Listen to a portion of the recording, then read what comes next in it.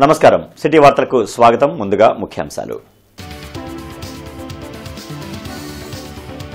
CM Chandrababu అధ్యక్షతన మంత్రివర్గ సమావేశం. ఎస్సీ వర్గీకరణ ముసాయిదా ఆర్డినెన్స్ తో పాటు కీలక అంశాలకు ఆమోదం.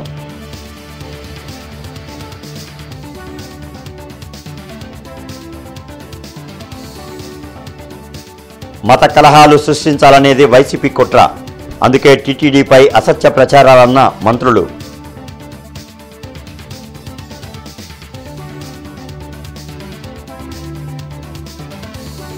ఇంటర్లో టాప్ మార్కులు సాధించిన విద్యార్థులను సత్కరించిన మంత్రి లోకేష్. పేదరికంతో విద్యకు స్టూడెంట్స్ దూరం కాకూడదనేది తన లక్ష్యమని వెల్లడి.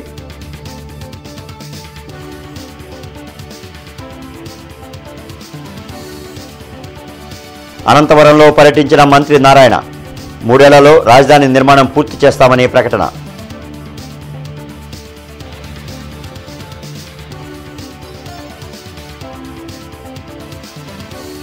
విభిన్న ప్రతిభావంతులకు ఉపకరణాలను పంపిణీ చేసిన ఎమ్మెల్యే గల్లా మాధవి. 237 మందికి పరికరాలు అందజేత. ముఖ్యమంత్రి చంద్రబాబు అధ్యక్షతన మంత్రివర్గ సమావేశం జరిగింది. వెలగపూడి సచివాలయంలో నిర్వహించిన ఈ సమావేశంలో మంత్రులు పాల్గొని 24 అంశాలపై చర్చించి కీలక నిర్ణయాలు తీసుకున్నారు. ఎస్సీ వర్గీకరణ ముసాయిదా ఆర్డినెన్స్ కు కేబినెట్ ఆమోదం తెలిపింది. వెలగపూడి సచివాలయంలో సీఎం చంద్రబాబు అధ్యక్షతన జరిగిన మంత్రివర్గ సమావేశంలో పలు అంశాలపై చర్చించి కీలక నిర్ణయాలు తీసుకున్నారు. సిఆర్డీఏ 46వ అథారిటీ సమావేశంలో తీసుకున్న నిర్ణయాలకు ఆమోదం తెలిపారు. అసెంబ్లీ, హైకోర్టు, శాశ్వత భవనాల టెండర్ల అంశాలపై చర్చించారు. ఇటీవల జరిగిన ఎస్ఐపిబి సమావేశంలో చర్చించిన అంశాలకు మంత్రివర్గం ఆమోదం తెలిపింది. పట్టణ ప్రాంతాల్లో వరద నిర్వహణకు ప్రత్యేక వ్యవస్థలను ఏర్పాటు చేయాలని నిర్ణయించారు. ఈ నెల 26న మత్స్యకార భరోసా సాయం కింద లబ్దిదారులకు 20,000 రూపాయలను పంపిణీ చేసేందుకు మంత్రివర్గం ఆమోదం తెలిపింది.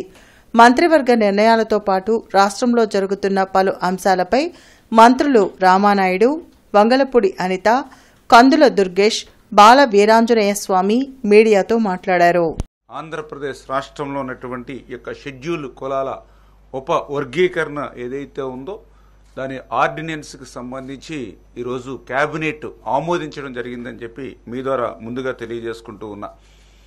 ఏదైతే మరి గతంలో కమిటీ ఇచ్చినటువంటి రిపోర్ట్స్ ఏదైతే ఉన్నాయో మరి దాని ప్రకారమే 7.5, 6.5, 1 అంటే ఈ రకంగా 15% రిజర్వేషన్ ఏదైతే ఉందో జనాభా దామాషా ఏదైతే ఉందో దాని ప్రకారం కూడా భవిష్యత్తులో ఆ యొక్క జనాభా దామాషా వచ్చిన తర్వాత అమలు చేసుకునేటువంటి విధంగా మరి ఈరోజు కేబినెట్లో కూడా డిస్కషన్ కూడా జరిగింది. వివిధ ఉపకులాల మధ్య ఏకీకృత మరియు సమానమైన పురోగతి కోసం ఉపవర్గీకరణ అమలు చేయడానికి ముసాయిదా ఆర్డినెన్స్ ప్రతిపాదనను రాష్ట్ర కేబినెట్ ఈరోజు ఆమోదించడం జరిగింది. ఇది ఉపవర్గీకరణ అమలు చేయడానికి ఏప్రిల్ 15, 2025 మంత్రివర్గ సమావేశంలో ఆర్డినెన్స్కు ఆమోదం లభించింది. అన్ని ఉపకులాల వర్గాల ఏకీకృత మరియు సమాన ప్రగతిని నిర్ధారించడమే ఈ ఆర్డినెన్స్ యొక్క ముఖ్య ఉద్దేశం. అవకాశాలు లభించక వెనకబడిపోతున్నటువంటి వర్గాల వారు ఎవరైతే ఉన్నారో వారికి సరైనటువంటి అవకాశాలను కల్పించడం ద్వారా సమాజంలో వారిని సమున్నత స్థానంలో కూర్చోబెట్టాలనేటువంటి ఆలోచనకి శ్రీకారం చుట్టినటువంటి వ్యక్తి శ్రీ చంద్రబాబు నాయుడు గారు. ఆ రకమైన ఆలోచన ఆ రోజు నుంచి ఇవాళ వరకు చేయటం వల్లే ఇవాళ ఎవరైతే దామాషా పద్ధతిలో సరైనటువంటి అవకాశాలు రాకుండా ఉన్నారో ఆ దామాషా పద్ధతిలో ఎవరెవరికి ఏ రకమైనటువంటి ప్రయోజనాలు కల్పించాలనేటువంటి ఆలోచనకి రూపమే ఇవాళ ఈ రకంగా ప్రభుత్వం తీసుకున్నటువంటి నిర్ణయం. తిరుపతి అనేసరికి ఒక ఆధ్యాత్మిక ప్రదేశం, దాని మీద చాలా సెంటిమెంట్ ఉంటుంది. తిరుపతిలోని ఎక్కడైనా ఏదైనా చిన్నది అంటే మాంసాహారం ఎక్కడ దొరికినా, ఒక సిగరెట్ దొరికినా, లేకపోతే ఏదైనా మద్యపానానికి సంబంధించిన అంశాలు ఏమైనా దొరికినా కూడా భక్తుల మనోభావాలు దెబ్బతినే పరిస్థితులు ఉంటాయి. అటువంటి సిచ్యువేషన్స్లో ఒక అబద్ధపు ప్రచారాన్ని నిజం చేయడానికి వాళ్ళు చేస్తున్న ప్రయత్నాలు. సాక్షాత్తు ఇంతకుముందు ఆ తిరుమల తిరుపతి దేవస్థానం చైర్మన్ చేసిన వ్యక్తి బయటకు వచ్చి ఆ తిరుమల తిరుపతి దేవస్థానం తాలూకా ప్రాధాన్యత, దాని తాలూకా సెంటిమెంట్ తెలిసిన వ్యక్తిగా ఆయన అటువంటి కామెంట్స్ చేసేటప్పుడు ఆయన సెన్స్ పనిచేయాలి, చిత్తశుద్ధితో ఉండాలి. ఇప్పుడు ఏదో మత సంబంధించిన ఘర్షణలు తీసుకురావాలి, ఎక్కడో law and order issues create అవ్వాలి.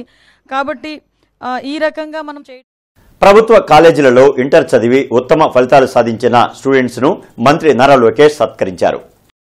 ఉండవల్లిలోని ఆయన క్యాంపు కార్యాలయంలో నిర్వహించిన షైనింగ్ స్టార్స్ 2025లో పాల్గొన్నారు.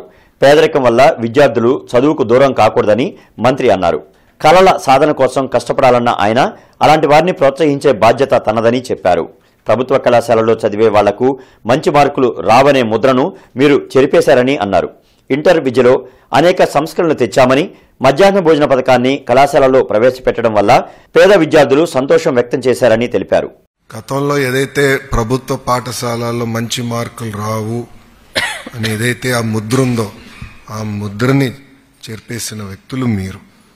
వాస్తవంగా ఒక మాటలో చెప్పాలంటే ఇక్కడున్న మీరు ఆంధ్ర రాష్ట్ర ప్రభుత్వాన్ని, ప్రభుత్వ విద్య పరువుని కాపాడిన వాళ్ళు అవుతారు. You are all our brand ambassadors today. నేను ఎప్పుడు నవ్వుతా అంట, ప్రైవేట్ పాఠశాలలో అందరూ రిజల్ట్స్ వచ్చిన తర్వాత యాడ్లు ఇస్తారు, 1, 2, 2, 3, 3 అని. ప్రభుత్వం కూడా మేము ఇవ్వాలి నెక్స్ట్ ఇయర్ నుంచి. అది నా డైరెక్షన్. పోటీ పడాలి, పోటీ ఉంటేనే పిల్లలు బాగుపడతారనేది నా ఆలోచన. 3 ఏళ్లలో రాజధాని నిర్మాణాన్ని పూర్తి చేస్తామని మంత్రి నారాయణ తెలిపారు. అనంతపురంలో పర్యటించిన ఆయన రోడ్ల నిర్మాణం కోసం అవసరమైన గ్రావెల్ మెటల్ ను పరిశీలించారు. రాజధాని నిర్మాణంకు భూములు ఇచ్చిన రైతులకు ప్రభుత్వం ఇచ్చిన హామీలను తప్పకుండా అమలు చేసి తీరుతామని స్పష్టం చేశారు. గత ప్రభుత్వం నిర్లక్ష్యం వల్లే రాజధాని నిర్మాణంకు పిలిచిన టెండర్లకు న్యాయపరమైన చిక్కులు వచ్చాయని, వాటిని పరిష్కరించడానికి 8 నెలల సమయం పట్టిందని తెలిపారు. మంగళగిరి, తాడేపల్లి, గుంటూరు, విజయవాడలను కలిపి మెగా సిటీగా చేయాలన్నది సీఎం చంద్రబాబు లక్ష్యమన్నారు. అంటే యాక్చువల్గా ఒక ఇంటర్నేషనల్ ఎయిర్పోర్ట్ కట్టాలనేది ముఖ్యమంత్రి గారి యొక్క ఆదేశం. ఒక ఇంటర్నేషనల్ ఎయిర్పోర్ట్ ఆ రోజు హైదరాబాద్లో కడుతున్నప్పుడు కూడా అందరూ ఇంత ల్యాండ్ ఎందుకు ఈరోజు Hyderabad international airport one of the best international పెడుతుంది. ఆ లెవెల్లో ఎప్పుడు మా ముఖ్యమంత్రి గారు రాబోయే 100 సంవత్సరాలు ఆలోచిస్తారు.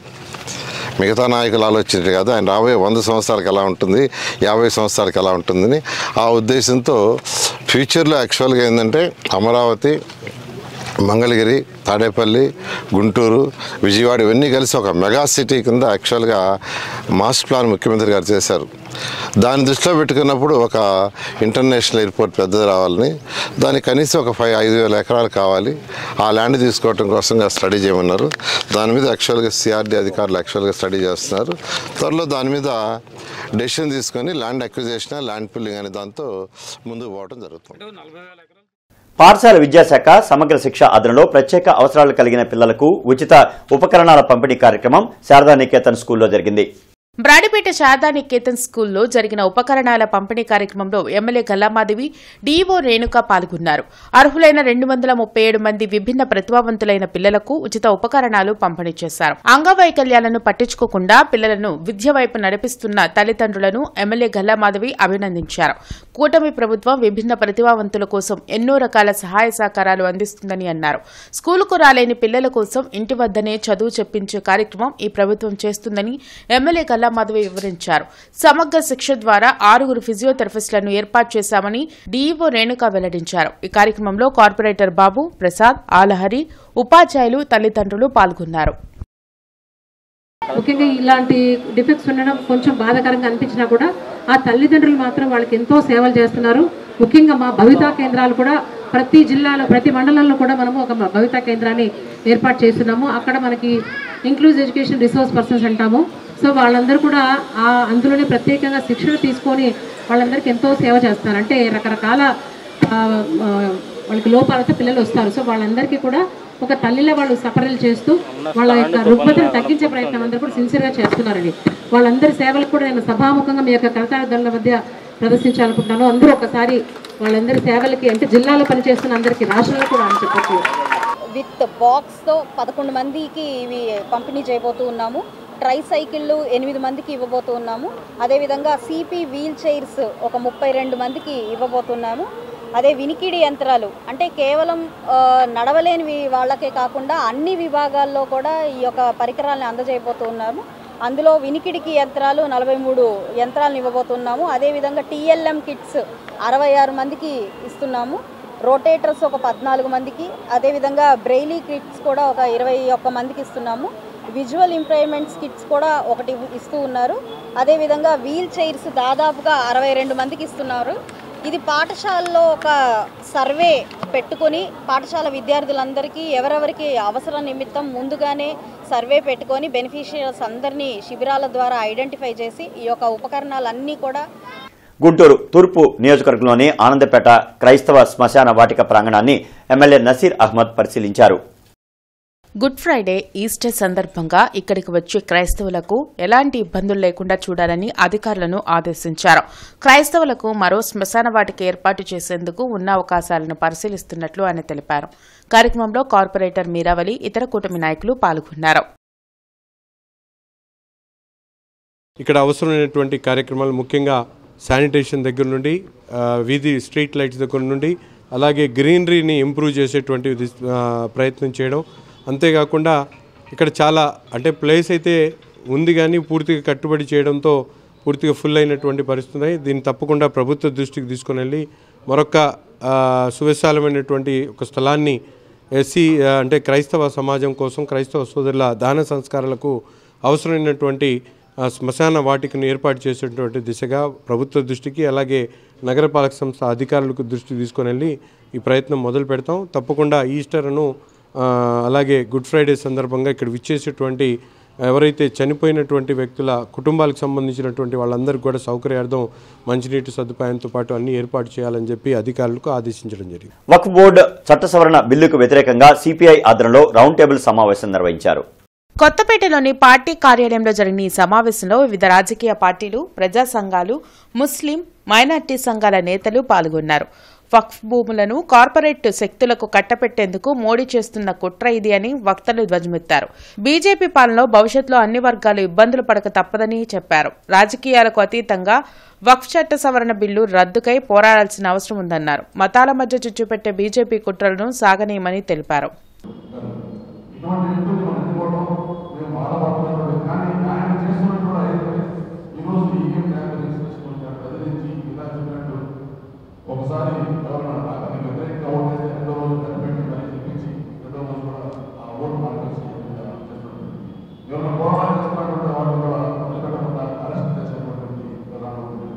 కానీ వీళ్ళందరికీ తట్టుకొని నిలబెట్టిన పార్టీలు అందరికంటే ముందు వస్తూ ఉండేది కమ్యూనిస్ట్ పార్టీ.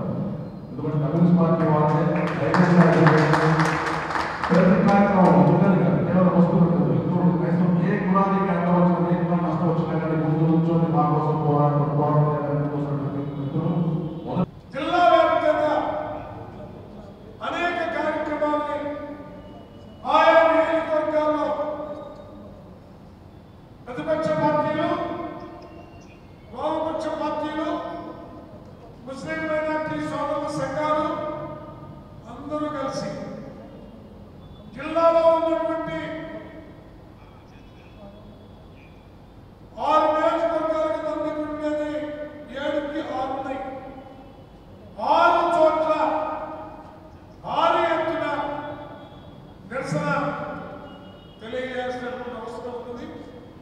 ఈ ఆస్తుల ద్వారా పేద ముస్లింలకు సహాయం పొందాలనుకుంటే ఆ చట్టాన్ని ఇంకా బలంగా తయారు చేసి అన్యాక్రాంతం కాకుండా ఏం చేస్తే బాగుండో చేసి అది చేస్తే ఇంకా ఎంతో అందంగా అందరూ ఆమోదించేవాళ్ళు.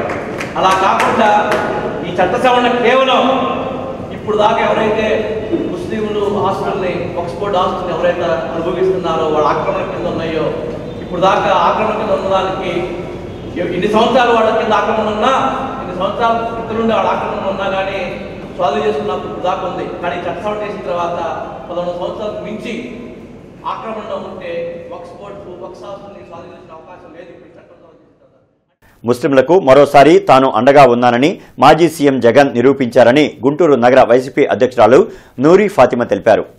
మంగళదాస్ నగర్లోని ఆమె కార్యాలయంలో మీడియాతో మాట్లాడారు. వక్ఫ్ చట్ట సవరణ బిల్లుతో ముస్లింలకు అన్యాయం జరుగుతూ ఉంటే కూటమి ప్రభుత్వం ఏమీ పట్టినట్లు వ్యవహరించడం దుర్మార్గమన్నారు. స్థానిక ఎమ్మెల్యే నసీర్ వక్ఫ్ చట్ట సవరణ బిల్లుపై తన వైఖరిని స్పష్టం చేయాలని నూరి ఫాతిమా డిమాండ్ చేశారు. ఈయన ఇక్కడ అలాగే కూటమి ప్రభుత్వానికి అసలు మైనార్టీలు అవసరం లేదు. అందుకోసమే కదా ఎవరిని సంప్రదించకుండా చేయకుండా ఏదో దాంట్లో మళ్ళీ దీంట్లో ఆ రోజు వచ్చి స్టేజ్ మీద నుంచొని దీంట్లో నాన్ మైనారిటీస్ లేకుండా చంద్రబాబు నాయుడు గారు సెక్యులర్ నాయకుడు ప్రతి ఒక్కళ్ళకి మంచి చేసే విధంగా అని చెప్తున్నారు. నేను అడుగుతుంది ఏంటంటే ఏ విధంగా అంటే నేను ఒక నార్మల్ కామన్ పీపుల్గా నేను అడుగుతున్నాను, ఏ విధంగా మాకు మంచిదో మీరు ఒకసారి చెప్తే మీడియా సమావేశం పెట్టి మళ్ళీ చెప్తే బాగుంటుందని మేము అడుగుతున్నాం. లేకపోతే రండి, నేను ప్రశ్నించడానికి మీరు జవాబు చెప్పండి, నేను సిద్ధంగా ఉన్నాను. మీరు రండి, ఇద్దరం కలిసి కూర్చుందాం. నేను మీరు చెప్పే ఆన్సర్లు మీరు చెప్తున్నారు కదా, యాజ్ ఏ మైనారిటీగా, యాజ్ ఏ మీరు ఎమ్మెల్యేగా, నేను యాజ్ ఏ కామన్ పర్సన్గా నేను మిమ్మల్ని క్వశ్చన్స్ అడుగుతాను. దాన్ని బట్టి ఉండండి, మీ స్టాండ్ అనేది కరెక్ట్గా ఉండండి, నీతిగా ఉండండి, నిజాయితీగా ఉండండి. అంతేగాని డొంక తిరుగు మాటలు. ప్రజా ఆలోచన వేదిక సామాజిక సాంస్కృతిక సేవా సంస్థలలో అవయవ దేహదానం ఆవశ్యకతపై అవగాహన కార్యక్రమం జరిగింది. బ్రాడీపేటలోని SHOలో నిర్వహించిన ఈ కార్యక్రమంలో GGH superintendent doctor Ramana SSV, doctor Seva Kumar తదితరులు పాల్గొన్నారు. అవయవ దానంపై రూపొందించిన పాంప్లెట్ ను ఆవిష్కరించారు. అవయవ దానం వల్ల ఓ వ్యక్తికి పునర్జన్మ కలిగించే అవకాశం ఉంటుందని డాక్టర్ రమణ SSV తెలిపారు. అవయవ దానం పట్ల ప్రజల అవగాహన పెంచేందుకు విస్తృతంగా ప్రచారం చేయాల్సిన అవసరం ఉందని సూచించారు. ఈ నేపథ్యంలో మరింత అవగాహన పెంచాలనే ఉద్దేశంతో సదాశివరావు గారు వారి తల్లిదండ్రులు కీర్తిశేషులైన వాళ్ళ తల్లిదండ్రుల పేరు మీద ఈ కరపత్రాన్ని ప్రజా అవగాహన నిమిత్తం ప్రచురించడం జరిగింది. ఆ కరపత్రాన్ని ఇప్పుడు ప్రస్తుతం మన ఆంధ్రప్రదేశ్ అవయవ దాతల సంఘం అధ్యక్షులు, గవర్నమెంట్ జనరల్ హాస్పిటల్ సూపరింటెండెంట్ మరియు ఆర్థోపెడిక్ శాఖాధిపతి అయినటువంటి డాక్టర్ SSV రమణ గారు ఆవిష్కరిస్తారు. అట్లాగే స్ట్రెస్ వల్ల హార్ట్ పాడైపోతుంది. వీటి వల్ల ఈ ఆర్గన్స్ అన్ని దెబ్బతిని చాలామంది ఐసీయూల్లో ఈ ఆర్గన్స్ కావాలి అని చాలామంది ఐసీయూలో మగ్గుతున్నారు. వారికి ఒక ఆన్సర్గా ఈ అవయవదానము ఇవాళ రోజున సైన్స్ డెవలప్ అయింది. హార్ట్ తీసి హార్ట్ పెడుతున్నాము. గుంటూరు గవర్నమెంట్ జనరల్ హాస్పిటల్లోని 4 హార్ట్ ట్రాన్స్ప్లాంట్ జరిగాయి. అట్లా కిడ్నీ ట్రాన్స్ప్లాంట్ చాలా ఈజీ, ఎందుకంటే బతికున్న మనిషి ఇవ్వచ్చు. 2 కిడ్నీలు ఉంటాయి కాబట్టి ఒకటి ఇవ్వచ్చు. అట్లా లివర్లో కూడా కొంత పార్ట్ ఇవ్వచ్చు బతికున్నగానే. వీళ్ళనే మనకి లైవ్ డోనర్స్ అంటారు. డిసీజ్డ్ డోనర్స్ అంటే బ్రెయిన్ డెడ్ అయిన వాళ్ళలో తీసే వాటిని డిసీజ్డ్ డోనర్ అంటాం, చనిపోయిన వాళ్ళు తీసేవి. సో ఈ విధంగా సపోజ్ చనిపోయిన వాళ్ళ కన్ను తీసి మనకి భారతదేశంలో ప్రివెంటబుల్ బ్లైండ్నెస్ చాలా ఎక్కువ.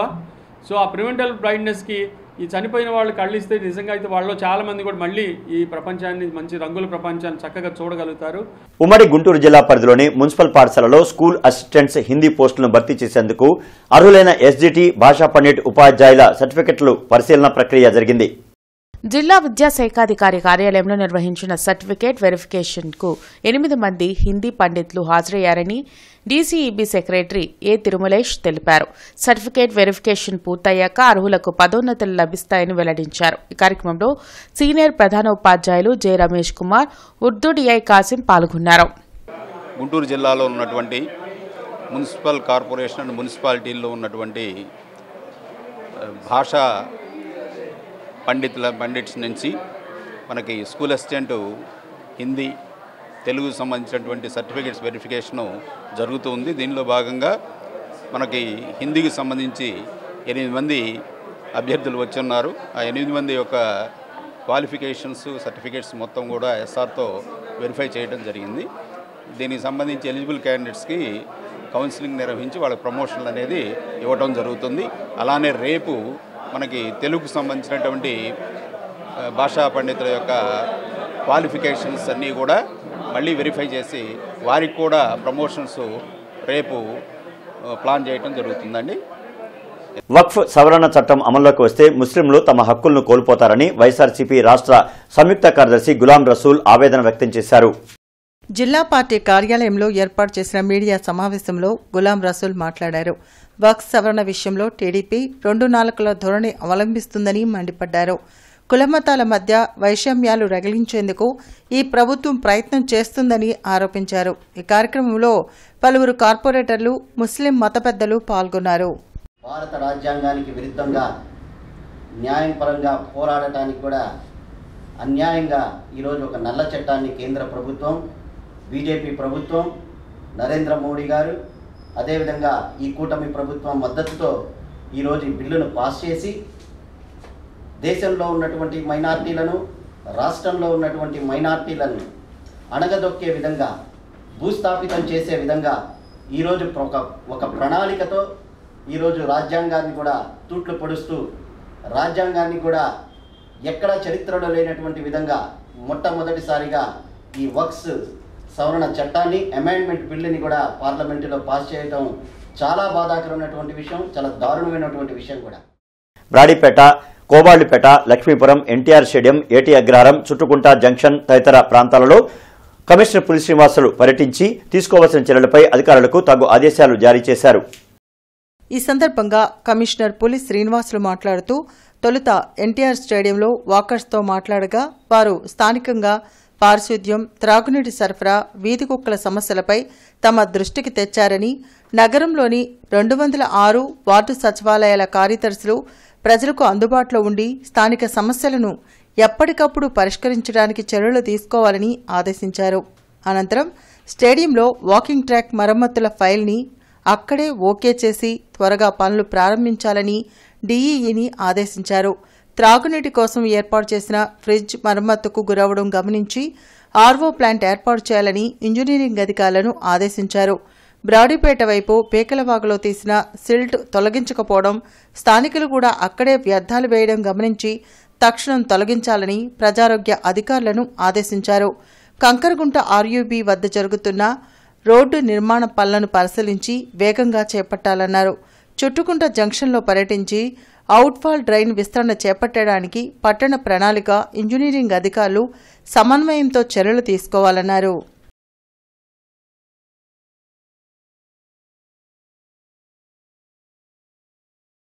మహిళా స్వచ్ఛంద జేఏసీ నాయకురాలు కవయిత్రి లంకా మాధవి కమిషనర్ను కలిసి కుక్కలు ఎక్కువగా ఉన్నాయని, వాటిని ప్రభుత్వం సంరక్షించాలని, స్వచ్ఛతా హీ సేవ గురించి వివరించారు. కేంద్ర మంత్రులు పెమ్మసాని, రామ్మోహన్ నాయుడు, ఎంపీ శ్రీకృష్ణదేవరాయలు బాగా పనులు చేస్తున్నారని ఆమె కొనియాడారు. బోస్టన్ నుంచి వచ్చిన రామకృష్ణ తాను రాసిన కవితను వినిపించారు. రామకృష్ణను లంకామాధవి అభినందించారు. వజీర్, లక్ష్మీరత్న, సంధ్య పాల్గొన్నారు.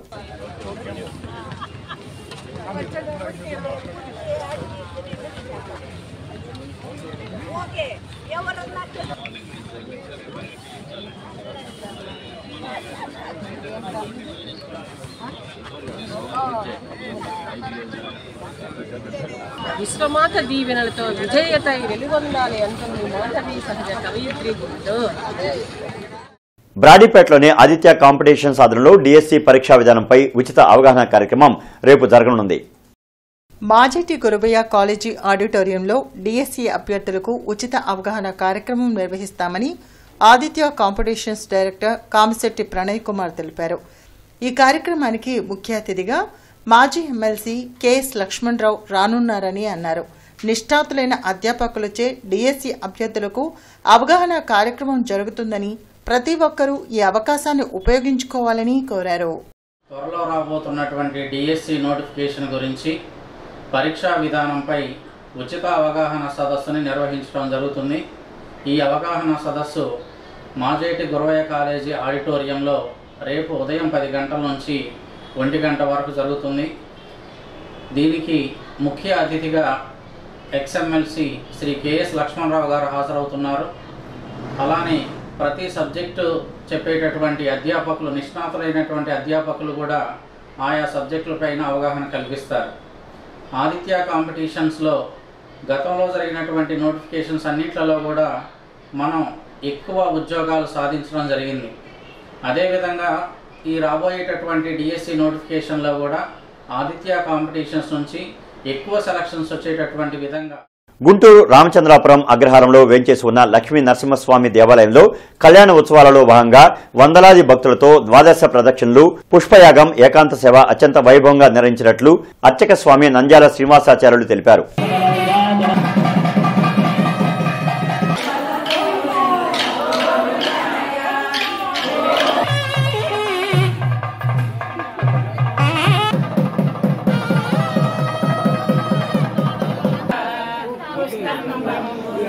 వార్తలు ముగించే ముందు ముఖ్యాంశాలు మరొకసారి. సీఎం చంద్రబాబు అధ్యక్షతన మంత్రివర్గ సమావేశం. ఎస్సీ వర్గీకరణ ముసాయిదా ఆర్డినెన్స్తో పాటు కీలక అంశాలకు ఆమోదం.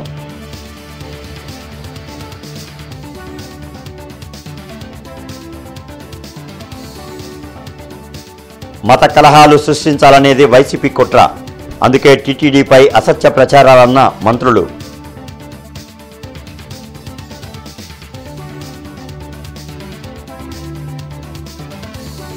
ఇంటర్లో టాప్ మార్కులు సాధించిన విద్యార్థులను సత్కరించిన మంత్రి లోకేష్. పేదరికంతో విద్యకు స్టూడెంట్స్ దూరం కాకూడదనేది తన లక్ష్యమని వెల్లడి.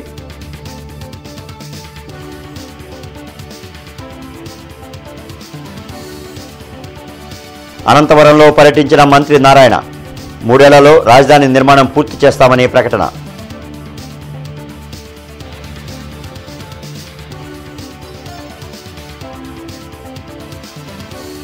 విభిన్న ప్రతిభావంతులకు ఉపకరణాలను పంపిణీ చేసిన ఎమ్మెల్యే గల్లా మాధవి. 237 మందికి పరికరాలు అందజేత. ఇక ఈ వార్తలు ఇంతటితో సమాప్తం. నమస్కారం.